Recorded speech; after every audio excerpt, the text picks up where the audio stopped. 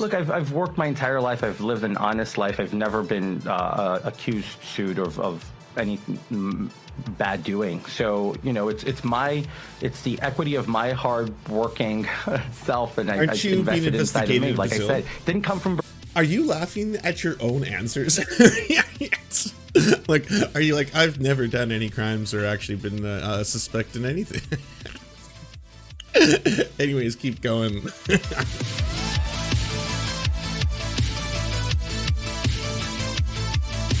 And I stand firmly committed that I absolutely love George Santos, whoever he is. Who were you, George Santos, before you were George Santos? I want him to continue on his journey to fully realize himself. I don't think he has. All of you think he's already assumed his final form. He hasn't. There's much more George Santos to be had. And again, I'm here for it. They come for the fighters, and they are coming for George Santos like nothing I've seen in quite some time. I could ask you what it's like to be an embattled congressman. Holy shit, I just realized this streamed on Twitch, didn't it? He streams the show on Twitch. But I kind of know a little bit about that scene. George, you've heard just there, Congressman D'Esposito, your Republican colleague, calling for you to resign. Nick Langworthy also has your reaction. You know, Matt, it's their prerogative. I came here to serve the people, not politicians and party leaders, and I'm going to do just that. And I've been doing just that throughout this entire first 2 weeks, whether it was voting for the speaker or whether it's been the last week where we've been working on legislation in my office. So, you know, I wish well all of their opinions, but I was elected by 142,000 people. Until those same 142,000. I think that just confirmed that this was on Twitch, because that's what happens on Twitch, where it does that thing where like the stream goes small and then like a banner ad comes up and then it gets big again. Hassan banned him from his chat. People tell me they don't want me. Isn't he banned from everyone's We'll find out in 2 years. What do those 142,000 people deserve in a representative? They deserve somebody who's going to come here and fight and not get involved with the media nonsense that we're seeing take place, right? Look, a lot of people are... He's like, as someone who knows about accusations from the media, I'm sure we can relate on a number of topics. Saying that I am unable to govern, I'm unable to deliver. But in the meantime, my office and my staff, we've been able to jump on... And the best part is, he will deliver. You just don't know what. Could be anything. He's such a wild card. He'll deliver something. Could it be a box of kittens? Could he buy a chocolate factory? We can only wait and see. On co-sponsoring legislation such as term limits, which you spoke about earlier, you know, there's not a lot of people running to jump on this, specifically the ones criticizing me. They want to stay here forever. I don't want to stay here forever. I want to come here, do the best I can with the time I have, and deliver for the American people. And that's going to be through fighting crime, inflation, and whatnot. That's what they elected me to do, and that's what I'm going to give them. You have admitted embellishing your resume. You've acknowledged it. You've apologized for it. Embellishing's a fun way to say it, you know? Lying that your parents were Holocaust survivors, Ukrainian Holocaust survivors. That one's, I mean, you could say that as an embellishment, considering that you were not Jewish, but okay. Some have said that you shouldn't be seated on committees for it. I would offer that if we didn't seat people on committees who embellish their resume running for Congress, we probably wouldn't be able to make quorum in any of those committees. That's downplaying if ever I've heard it before. Wow. It's like, I mean, everyone, you know, does a little white lie here and there. You know, I said I've never trafficked or had sex with kids. You said that you're the survivor of Ukrainian Holocaust survivors. Do you now have a sense of the committees you want to serve on, the type of work you want to do? I came to D.C. without really any preconceived notions of what committees to serve, but whether what I can give to the American people. Whatever committee I'm given, whether it's, I don't know, science and technology or education and labor or whatever committee is thrown my way, I will deliver 110% because that's what I know how to do.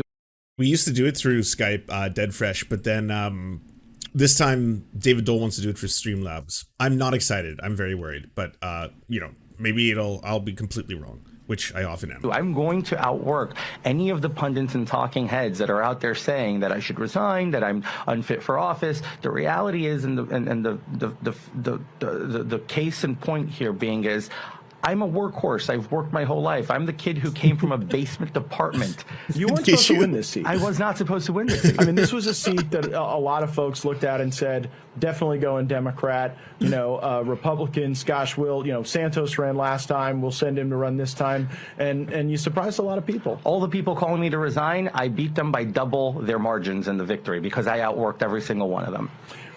Embellishing one's resume isn't a crime. It's frankly, how a lot of people get to Congress, and we want everyone to be honest. And again, you've acknowledged that, and you're working for it going forward. One of the principal critiques I've heard is that a lot of money was donated to your campaign by you, $700,000, I believe. Where did it come from? Well, I'll tell you where it didn't come from. It didn't come from China, Ukraine, or Burisma. How about that? Well, yeah, that is an answer. I mean, I also put... Technically, yes. That is an answer. It's not the question you asked or the answer you were seeking, but sure. Money into my campaign. It is when technically an answer. I had he to did sell respond. some of the property that I had acquired in my life in order to fund something that I really believed in. And, you know, when I was raising money for different charities. Like, that's if someone asks you something and it's like, so where exactly did the money come from? It's like, well, I'll tell you where it didn't come from. Santa Claus. Well, that's certainly an answer. So I'm going to move on because that was adequate. I always tried to put my own money in first. And so, you know, when you donated that money to your campaign, is there anything else you can say about the work you did that was the origin of those resources? Look, I've worked my entire life. I've lived an honest life. I've never been accused, sued of anything bad doing. So, you know, it's the equity of my hard-working self, and I invested inside of me. Like I said, didn't come from. Are you laughing at your own answers? Like, are you like, I've never done any crimes or actually been suspected in anything? Anyways, keep going. I'm having fun. Are you, Matt? Charisma. It didn't come from Ukraine, Russia, China. Just saved 2 for 2. Unlike some folks that we all know that get money from those sources. Inside the Beltway of Washington, there's some. Part of me is also is like, we'll never truly know unless he actually confesses. And even if he does, we don't know if he's telling the truth. But like, it kind of feels that he's actually astounded it's gotten this far sometimes. Like, he's actually laughing at the fact that this is what's happening right now. Such a media tornado, and there are moments where you think all people are worried about is like, what's the new big thing in Washington? But I'm wondering, like, when you hear from constituents back home, what are their challenges? What are the things that are concerning the people who need a strong representative for them in Congress? You know, we're fielding calls in the office already. People are asking for as simple as White House tour tickets, which we've already engaged with the White House liaison. We are requesting passport issues, and then all the way to an issue that's very near and dear in my community, which is we have an organized crime that's taking car jackings and thefts to a whole new level in my district, which is it's plaguing a very specific wealthy part of my district, crime. Old Westbury, Brookville, Upper Brookville, and it's an interstate faction of folks who they steal the cars from my district, take them all the way to New Jersey and Elizabeth to the ports,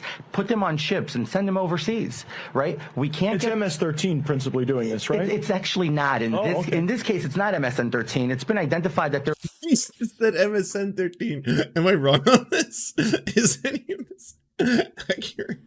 It's MS-13 principally doing this, right? It's actually not. In this case, it's not MSN-13. It's been identified that there are Chilean.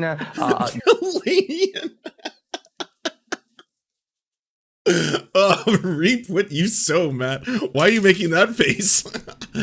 Is this not the greatest moment of your life? Aren't you loving this? You creepy fuck. Gang, the police commissioner is rendered useless the moment they cross into New York City. The police commissioner of New York City is rendered useless the moment they cross over to the George Washington Bridge into Jersey. So it's like really an FBI requirement to get involved in this because of the multi-jurisdictions that it covers, but nobody's doing anything about it. And I'm here trying to figure out a way to get this solved. The amount of like, was he right? That would have been my initial guess. Like, if you were just like, oh, spitball what the Republican talking point is going to be. MS-13, you know, stealing cars or something like that. But he's like, it's actually not MSN-13. It's a Chilean gang. I was like, a Chilean gang of mine that are plagued by this issue, whether they're coming home from a restaurant and being followed at gunpoint at their driveway, this is a real issue in the 3rd Congressional District, and nobody wants to talk about it. Local leadership is too worried about getting reelected so that they can keep the power grab on the taxpayer dollar jobs. And I'm here actually trying to fight for the local people. The absurdity of saying that George Santos we're going to redirect the constituents' requests to another member's of Congress's office instead of mine, that's absurd and it's illegal. I'm here to serve. Any member of local government that wants to say they're not going to work with my office, you're doing a disservice to the American people, to the taxpayer. I'm here willing, ready, and able to work, and I will work for the American people in the district. Well, if people don't have physical security, it's hard to get almost anything else done. And it's one of the reasons why a lot of New Yorkers are coming to the Sunshine State. Are you concerned about New York depopulating because people don't feel safe? I lost a lot of constituents in my district during the 2020 coronavirus shutdowns, and then during this plague of people just running away from the Hochul situation over there. So it's just been absolutely crazy. The Democrats cannot stand that Republicans did so well in New York. They really can't. And as we evaluate this, you have to. What is happening right now? This feels like a sketch of a sketch. Wonder whether or not these other Republicans are just the next ones. They come for you, and then they're going to come. Isn't the New York Times going to come for every one of these Republicans before it's over? Every last one. They're taking like cancellation to new heights, Like, you think you've seen it all, and then it's like, no. Well, apparently they tried to cancel you for lying about almost every aspect of your life so far. I mean, is that just because you're the one only person who's going to tell the truth? I just pray for all of you when they come for you that you have the same strength I have. George Santos responding exclusively on the War Room. Thanks for being here. Thanks for. Wow. Keep going, everyone. George Santos, you'll win eventually. So they tried to get him out, but he said no, right? His opponents, and even some of the media. Today, on behalf of the Nassau County Republican Committee, I am calling I just want to see if David has his the immediate foot trip. resignation. Because the foot trip is really Advice funny. can go until you really break them down bit by bit and realize, holy crap. I think he's a pathological liar. Is he motivated by guilt? I'll be honest with you. I sometimes have a pretty astute read, especially if I've been like analyzing something for a long time where I'm like, actually, I made a pretty decent call. With him, I have nothing. I do not know. I don't know if this is a person who's self-aware and is like just living the dream in his own head where he's like, I can't believe this is working right now and no one is stopping this. I'm just going to keep going until they do.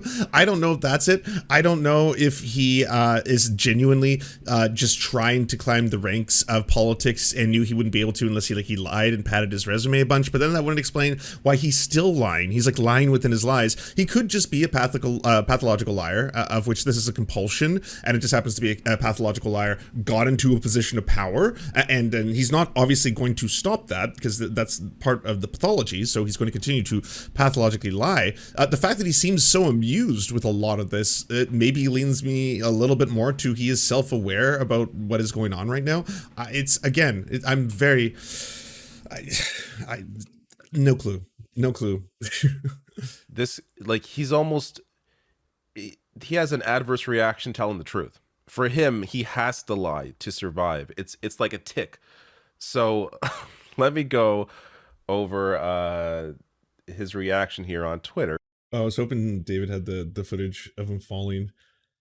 He was like questioned again today, but then he fell on the way into his office. Well, he didn't fall all the way over. He like trips over something.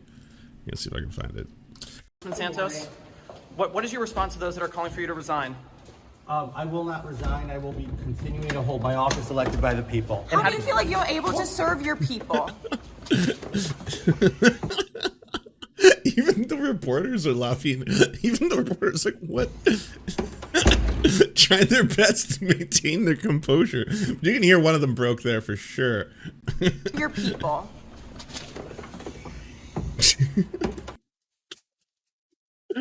Oh. Well. Keep going. I don't really have anything else to say. Just keep doing it. Do you enjoy the Serfs but prefer not to have to use your eyeballs? Many are saying this. Well, we've got the solution for you. It's the Serf Times in podcast form. Available on most major podcasting networks now. If you enjoy it, please consider leaving a good review and feedback because it really helps the show out, apparently, and it's free, just like the podcast.